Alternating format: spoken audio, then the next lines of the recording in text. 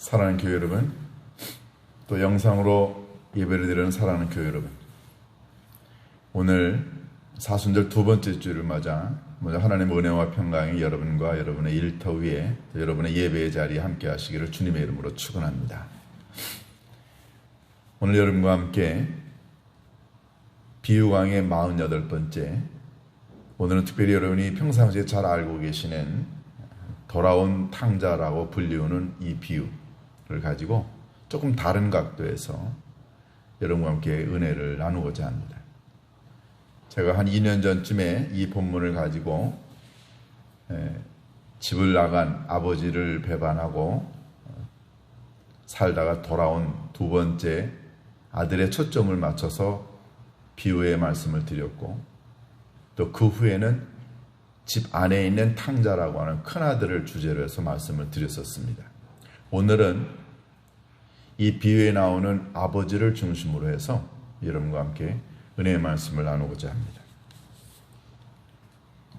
천주교 신학자 가운데 어느 분이 쓴 책 가운데 책의 제목이 이런 제목이 있습니다. 사람들에게 비는 하나님. 조금 제목만 들으면 좀 불경스러운 것 같죠? 아니, 사람이 하나님께 빌어야지 무슨 하나님이 사람에게 비느냐라고 이야기를 할 수 있습니다. 그런데 그 책의 전반적인 내용은 이렇습니다. 하나님께서는 인간이 하나님께 돌아오기를 항상 기다리시고, 죄 가운데 빠져서 인생을 허망하게 살아가고 있는 백성들에게 다가오셔서 제발 좀 내게로 돌아와다오. 이런 아버지의 마음을 잘 표현한 책입니다. 사람들에게 비는 하나님. 제목만 보면은 조금 이상한 것 같지만 성경 전반을 가만히 읽어보면 맞다. 하나님 오늘도 우리에게 돌아와다오. 내 품으로 돌아오라고 기다리시고 계시고 빌고 계신 하나님의 아름다운 마음이 담겨져 있다는 걸 깨닫게 됩니다. 오늘 여러분과 함께 읽은 이 집을 나갔다 돌아온 둘째 아들의 비유에도 초점을 어느 곳에 맞추느냐에 따라서 이야기가 달라지지만, 오늘은 저는 여러분과 함께 이 아버지에게 초점을 맞춰서 한번 이 본문을 읽게 되면 우리는 사람에게 비는 하나님의 그 의미가 무엇인가 저희들이 깨닫게 됩니다. 이 비유는 잘 아시니까 제가 배경이나 또 이런 다른 어떤 내용을 여러분들에게 다시 설명을 해드릴 필요는 없을 것 같습니다. 오늘 우리가 읽은 이 본문에서 나오는 가장 중요한 내용은 다름이 아니라 아버지가 이 아들을 끝까지 기다리고 있었다는 것이었습니다. 그런데 우리는 이 아버지에게 초점을 맞추기 전에 이 아버지가 그토록 기다리고 있었던 이 둘째 아들의 행위가 어떤 의미를 갖고 있는가를 먼저 볼 필요가 있습니다. 먼저 이 본문에 나와 있는 이 둘째 아들이 어느 날 아버지에게 다가와 아버지, 내게 돌아올 몫을, 유산입니다. 그걸 좀 나눠주세요 라고 이야기합니다. 우리가 읽으면은 그럴 수도 있겠다. 요즘도 그렇게 하잖아요. 요즘에 아버지가 살아있는데 자식들에게 재산을 다, 유산을 이제 상속을 합니다. 법적으로 다. 이건 요즘이고요. 그러면 예수님 당시 유대 사회에서 아버지가 살아있는데 어느 날 자식이 와가지고 아버지, 내게 돌아올 유산을 주세요 라고 하는 이 의미가 유대 사회에서는 어떤 의미가 있었느냐 하는 걸 우리가 읽어야 합니다. 그러니까 요즘의 세태와 비교하면 우리가 이걸 이해할 수가 없습니다. 유대 사회에서 아버지가 살아있는데 자식이 어느 날 와서 아버지, 내게 돌아올 몫을 달라고 하는 건 어떤 의미가 있을까요? 첫 번째요, 유대 사회의 상속법에서는요, 어떤 경우에도 아버지가 시퍼렇게 살아있는데 자식이 다가와 아버지의 유산을 주옵소서 말할 수 없었습니다. 이건 유대 사회에서 용인이 되는 것이 아니었어요. 유대 사회에서는요, 자식이 아버지의 유산을 물려받을 수 있는 건 아버지가 죽은 다음에만 가능했습니다. 만약에 유대 사회에서 아버지가 시퍼렇게 살아있는데 어느 날 자식이 와서는 유산을 물려달라고 하는 건 아버지를 모독하는 행위였습니다. 심지어는 아버지 빨리 죽으세요, 이 의미였습니다. 아버지가 살아있으니까 내게 돌아올 유산을 내가 지금 사용을 못합니다. 내 소유가 안 돼요. 그러니 아버지 빨리 죽어주세요, 그 의미였습니다. 아버지, 내게 중요한 건 아버지가 아니에요. 내 관심은 아버지가 아닙니다. 내가 정말로 관심 갖는 건 내게 돌아올 돈이에요, 이 의미였습니다. 그러니까 아버지가 살아있는데도 유산을 달라고 하는 것은 아버지의 존재를 인정하지 않는 겁니다. 아버지를 죽은 사람 취급하는 거죠. 빨리 아버지가 죽어야 그 유산이 내게 돌아오니 아버지 빨리 죽으세요, 이 말이었습니다. 여러분, 이게 가당이나 한 얘기인가요? 이런 아들, 요즘에는 그럴 수 있다고 치지만 적어도 유대 사회에서는 용납이 되지 않는 그런 것이었고요. 그래서 유대 사회에서는 아버지가 살아있는데도 어느 날 자식이 와서 유산을 달라고 했을 때 아버지가 주지 않습니다. 그런데 만약에 아버지가 살아있을 때 와서 유산을 달라고 해서 어쩔 수 없이 아버지가 유산을 물려주더라도 유대 사회에서는 그가 물려받은 재산권을 행사할 수가 없었어요. 왜냐하면 유대 사회에서는 그걸 인정하지 않기 때문에 어느 집 아들이 아버지가 살아있는데 유산을 달라고 해서 아버지가 어쩔 수 없이 유산을 나누어 주었다. 아, 그놈 재산 처분 못해. 사람들이 손가락질해서 그는 아무런 재산권을 행사할 수가 없었습니다. 그런데 오늘 본문에 보면 아버지는 어떤가요? 아무런 이야기 없이 재산을 상속을 합니다. 이런 요구를 하는 이런 아들에게 아버지가 보일 수 있는 반응이 몇 가지가 있을 수 있어요. 첫 번째, 우리 같으면 어떻게 합니까? 거절할 수 있죠. 야, 이놈아, 말이나 되는 소리를 해? 너 이직 하면 이거 폐륜아야. 호적에서 파가라. 너하고 아버지하고는 이제 끝이야. 얼마든지 이럴 수 있었습니다. 아버지가 이런지하에 거절할 수 있었어요. 그런데 본문에 보면은 아버지는 아무런 대꾸도 하지 않습니다. 반대하지 않습니다. 거절하지 않습니다. 아버지의 권위와 사회 통념상 또 유대의 관습에 따라서 아버지가 얼마든지 거절할 수 있었습니다. 타일르고 야단치고 번복하라고 이야기할 수도 있었습니다. 그런데 아버지는 아무런 말 없이 두 아들에게 모두 다 재산을 분배합니다. 이제 이 둘째 아들이 아버지에게서 물려받은 유산을 가지고 며칠 동안 이걸 정리를 했다고 했어요. 자, 한번 생각해 보세요.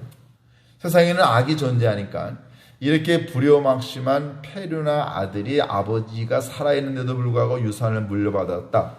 근데 그거를 노리는 사람들도 있습니다.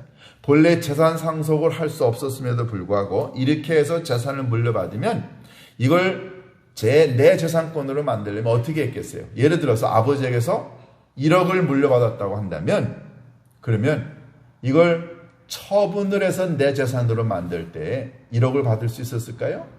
1억 못 받습니다. 약한 사람들이 달라붙어 가서는 아마 7천이나 8천만 원 받았겠죠.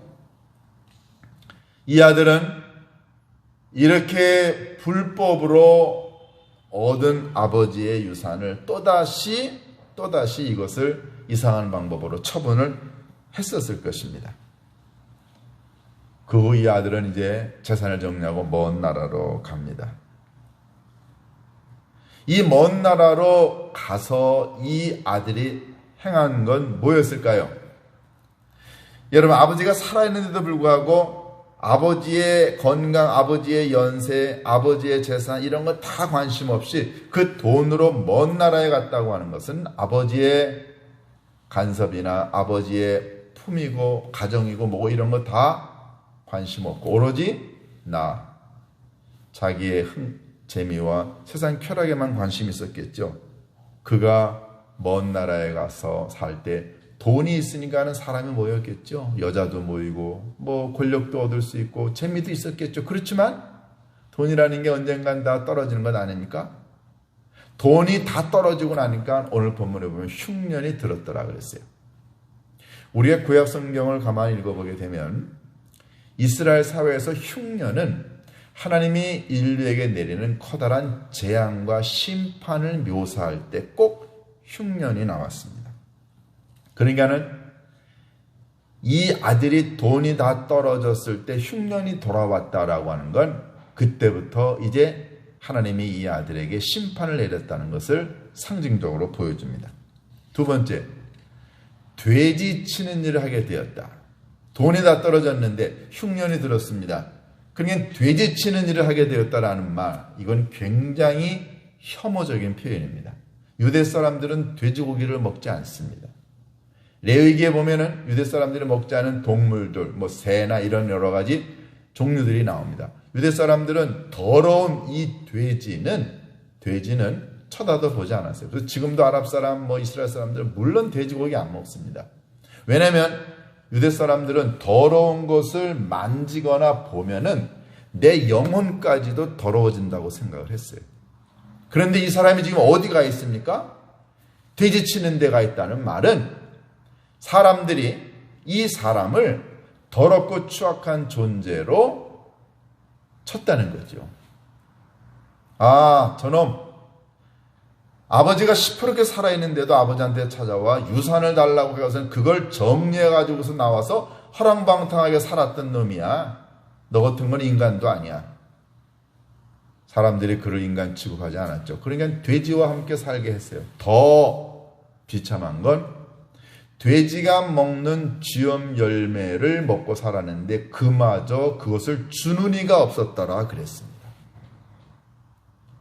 쥐엄 열매 먹어보진 않았지만 제가 이스라엘에 갈 때마다 그걸 봅니다. 콩이 있죠. 콩. 딱딱한 콩이에요. 그걸 빻아가지고 뜨거운 물에다가 넣어서 불려가지고서는 멀건 죽처럼 먹는 게 그게 쥐엄 열매입니다. 유대 사회에서는요 무슨 말이냐면은 쥐엄 열매를 먹어야 인간이 회개를 한다라는 말이 있어요. 왜냐하면 너무너무 맛없고 영양가 없으니까 그런 쥐엄 열매를 먹을 때야 비로소 사람들이 자기 자신의 허물과 죄악을 회개하고 고백하게 된다라는 뜻입니다. 그런데 오늘 본문에 보면 그걸 주는 이도조차 없었다고 했어요. 왜 사람들은 안 줬을까요? 우리 얼마든지 미루어 짐작할 수 있습니다. 아버지의 재산을 미리 물려받아 그거를 외국에 나가서 허랑방탕하게 사용한 자, 너는 쥐엄 열매조차 먹을 자격이 없는 인간이야 라는 뜻으로 사람들이 생각한 거죠. 천대하고 무시한 겁니다.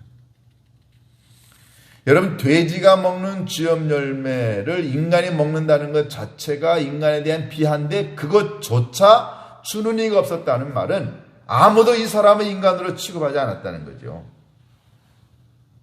너는 쥐엄 열매를 먹을 만한 자격도 없는 존재라고 사람들이 여겼고 그는 그 가운데에서 고통당하며 살아가고 있습니다. 그런데 아버지는 이 아들을 보내고 난 다음에 성경에 보면은 이 아들을 찾아 나섰다는 얘기가 없습니다. 자, 여러분과 저 같으면 어떨까요?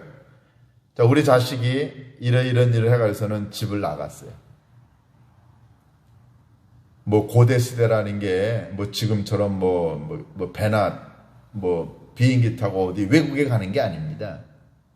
이웃 나라였을 거예요. 흉년이 들었다는 건 압니다. 사람 찾으려면 얼마든지 찾을 수 있어요. 아버지가 직접 나가서 찾을 수도 있고 사람들을 보내서 아들을 찾아 강제로 데리고 올 수 있었지만 절대로 이 아버지는 아들을 찾아 나서지 않습니다. 왜요? 미워서 그랬을까요? 이 아버지가 아들을 찾아 나서지 않은 이유가 있습니다. 그건 다름이 아니라 아버지는 이 아들이 스스로 깨닫고 돌아오기를 기다렸습니다.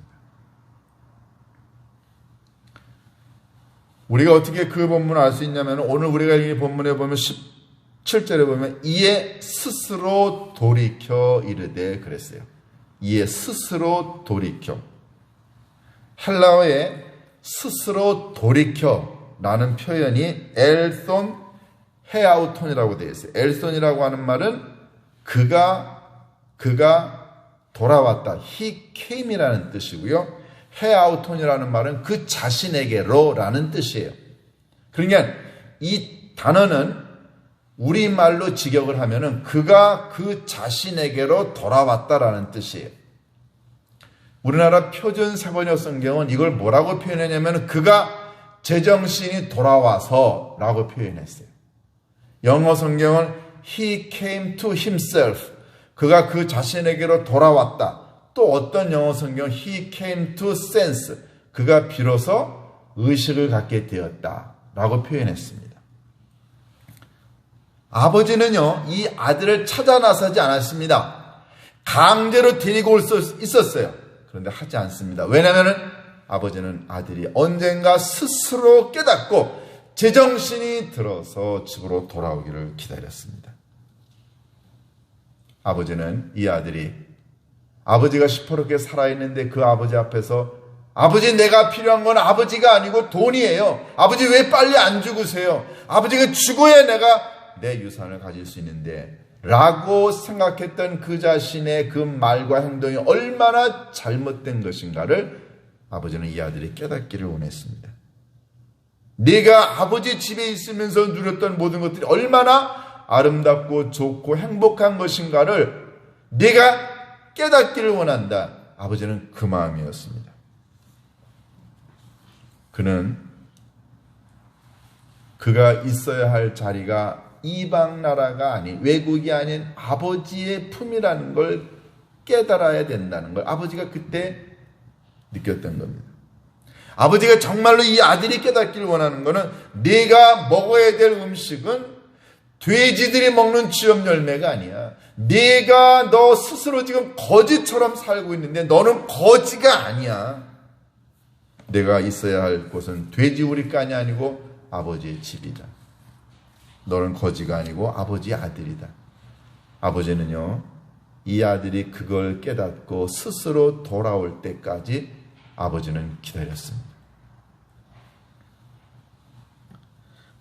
여러분, 우리가 자식을 기를 때요, 자식이 아버지의 마음, 어머니의 마음을 아프게 하고 집을 떠날 수 있습니다. 어쩔 수 없이 자식이 부모의 곁을 떠나서 이런 잘못된 판단으로 나가서 살 수 있지만 아버지는 언젠가 이 자식이 깨닫기를 원합니다. 그러니까는 오늘 우리가 이 본문에 가만히 보면은 이 아버지는요, 아들을 찾지 않는 이유는 바로 이 아들을 종으로 여겨서 언젠가 사람들을 보내서 찾아가서 강제로 데리고 오는 이런 아버지가 아니라 이 아들이 스스로 깨닫고 돌아와.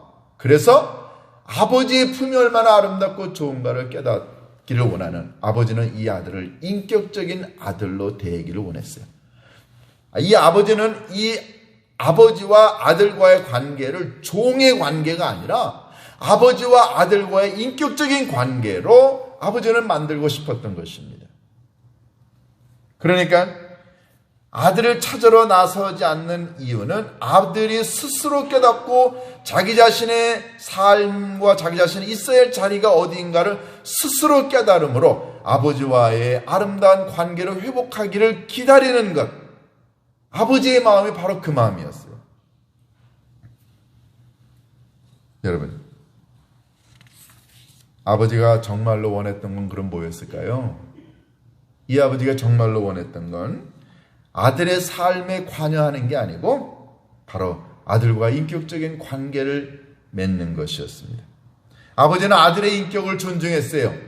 만약에 아버지가 아들의 인격을 존중하지 않았다고 한다면은 보내지도 않았지만 설령 보냈다 하더라도 사람을 보내가지고서는 다시 잡아들였겠죠. 만약에 이런 판단을 내려서 외국에 가서 살고 있는 그 아들을 강제로 아버지가 데려왔다고 한다면 아버지는 무슨 생각입니까? 너는 내 거야. 인격적인 존재가 아니라 스스로 판단하고 결정하는 존재가 아니라 너는 아버지의 재산을 가지고 도망을 간 도둑이야 라고 생각을 했겠죠. 그런데 아버지는 이 아들이 잠시 방황은 할 수 있지만 고생은 할 수 있지만 또는 위험에 처할 수는 있지만 값비싼 대가를 지불하고서라도 스스로 깨닫고 아버지께로 돌아와야 한다는, 아버지는 철저하게 아들의 인격을 믿고 신뢰하고 그래서 기다렸던 것입니다. 그러니까 아버지는 이 아들을 몸으로 보냈지 마음으로는 보낸 적이 없습니다.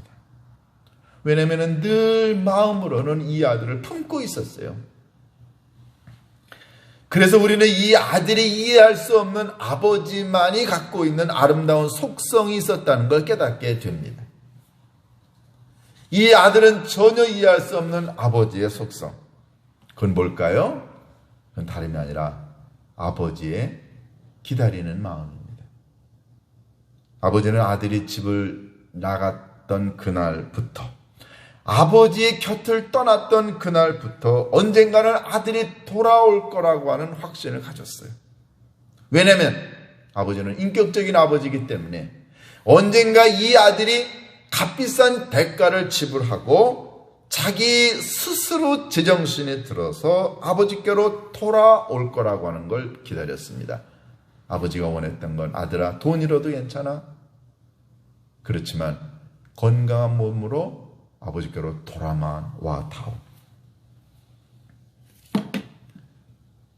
아마 여러분들이 이런 그림을 보신 적이 있을 거예요. 제가 여기 스크린에 띄지 못했는데 혹시 여러분들 집에 가서 한번 찾아보세요. 우리 김 장로님 집에도 있죠.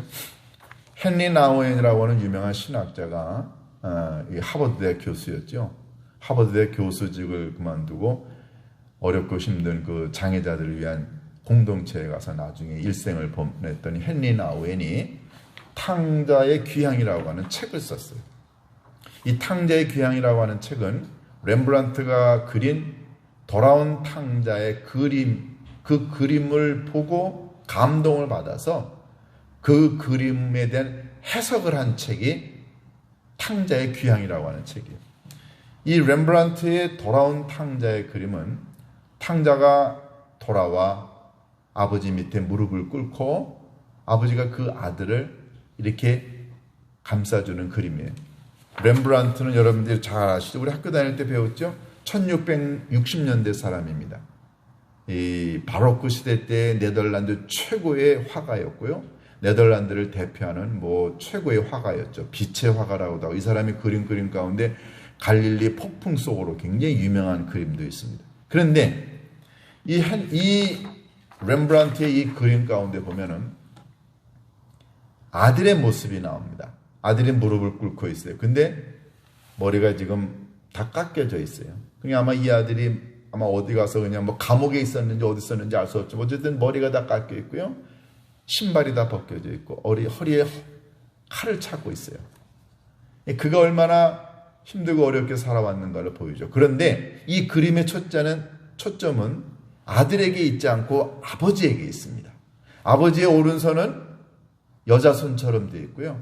아버지의 왼손은 거친 남자 손처럼 되어 있어요. 헨리 나우엔은 이 그림을 보고 이 돌아온 아들을 맞아주는 아버지의 마음은 어머니의 오른손과 아버지 남성을 상징하는 왼손을 통해서 어머니의 모성애와 아버지의 부성이 담겨져 있는 그림이다 라고 표현을 했어요. 그런데 헨리 나우엔이 이 그림을 읽으면서 보면서 가장 감동을 받은 건 다름이 아니라 아버지의 눈이었습니다.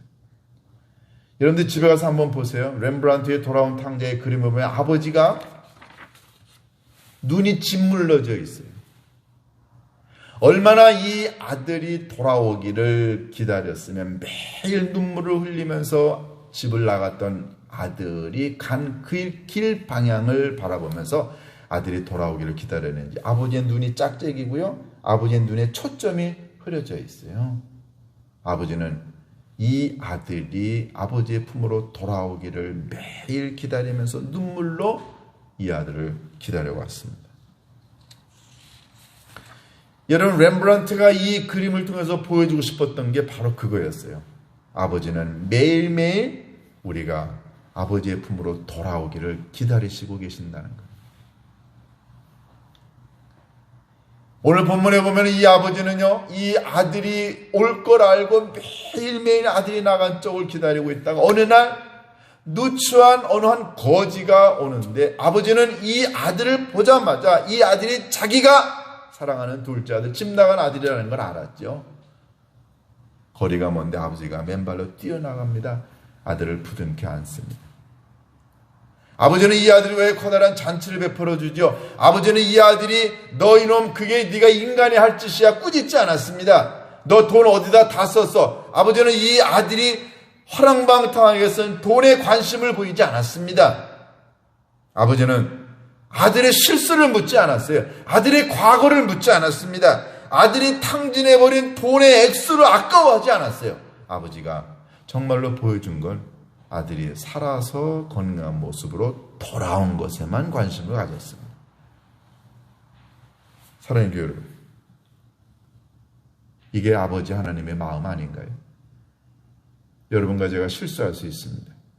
우리가 부모님의 속을 썩일 수 있습니다. 우리가 허랑방탕하게 인생과 시간을, 몸을 낭비할 수 있습니다.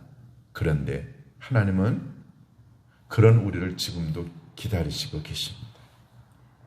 그러니까 아들아 돌아오기만 해다오. 아들아 돌아오기만 해다오.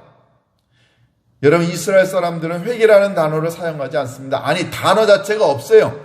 이스라엘 사람들은 하나님께로 돌아오다, 슈브라고 하는 동사를 썼는데 그게 돌아온다는 말이 이스라엘 사람들이 표현할 수 있는 최고의 회개라는 단어였어요. 하나님은 여러분과 제가 하나님께로 돌아오기만 기다리고 있습니다. 때로 우리는요, 내가 너무너무 커다란 죄를 범해서 아버지 하나님께 도저히 갈 수가 없어요. 이 아들이 그렇게 표현했죠. 아버지요, 나는 더 이상 아버지 아들이라고 얘기할 수 없습니다. 하늘과 아버지께 죄를 범했습니다.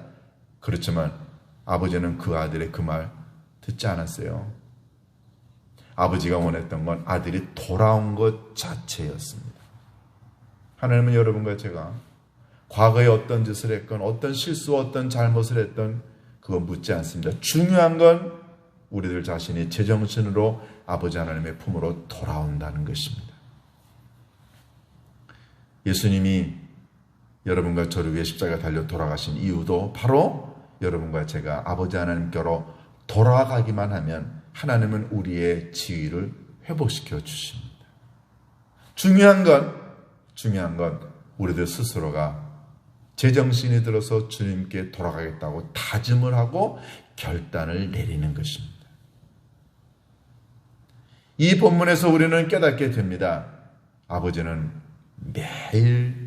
하나님은 매일 360을 여러분과 제가 하나님의 품으로 돌아오기를 기다리시고 계신다는 사실.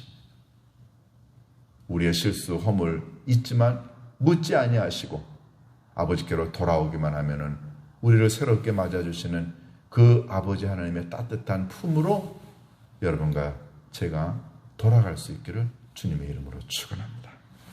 기도하십니다. 고마우신 아버지 하나님, 사순절 두 번째 주간을 보내고 있습니다. 아버지 하나님은 이 주간에도 저희들이 주님께 돌아오기를 기다리시고 계신다는 사실을 믿습니다. 아버지 하나님, 때때로 우리는 너무 죄를 많이 지었어요. 하나님 뵙기에 면목이 없습니다. 하나님 아버지, 우리는 이런 마음으로 주님께 돌아가기를 주저하고 있지만 주님은 이 시간에 우리를 기다리시고 계심을 믿습니다. 아버지 하나님, 우리들의 허물과 부족함을 따져 묻지 아니하시고 그저 살아서 주님께 돌아와 아버지 하나님, 내가 하나님과 하늘의 죄를 범했나이다 라고 고백만 한다면 아버지 하나님은 우리를 받아주시고 용서하시고 새로운 기회를 주실 줄로 믿습니다. 이런 따뜻한 아버지의 마음을 경험하는 우리 모두가 될 수 있도록 하나님 축복하여 주옵소서. 예수님의 이름으로 기도하옵나이다. 아멘.